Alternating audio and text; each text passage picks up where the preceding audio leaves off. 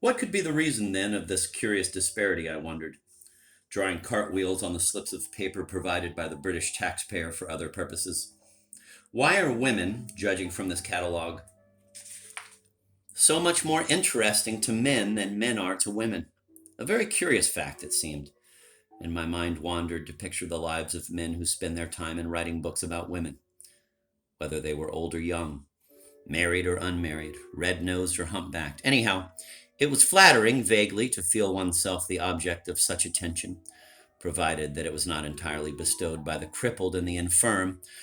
So I pondered until all such frivolous thoughts were ended by an avalanche of books sliding down onto the desk in front of me. Now the trouble began.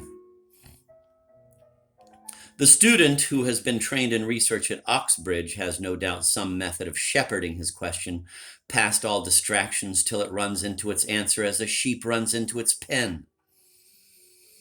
The student by my side, for instance, who was copying assiduously from a scientific manual, was, I felt sure, extracting pure nuggets of the essential ore every 10 minutes or so.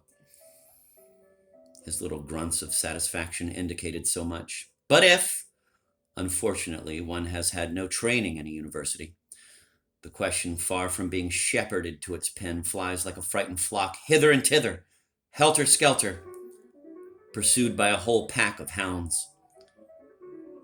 Professors, schoolmasters, sociologists, clergymen, novelists, essayists, journalists, men who had no qualifications save that they were not women, chased my simple and single question: why are women poor? Until it became 50 questions, until the 50 questions leapt frantically into midstream and were carried away.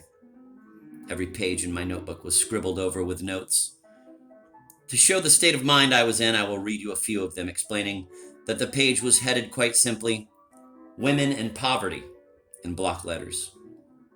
But what followed was something like this.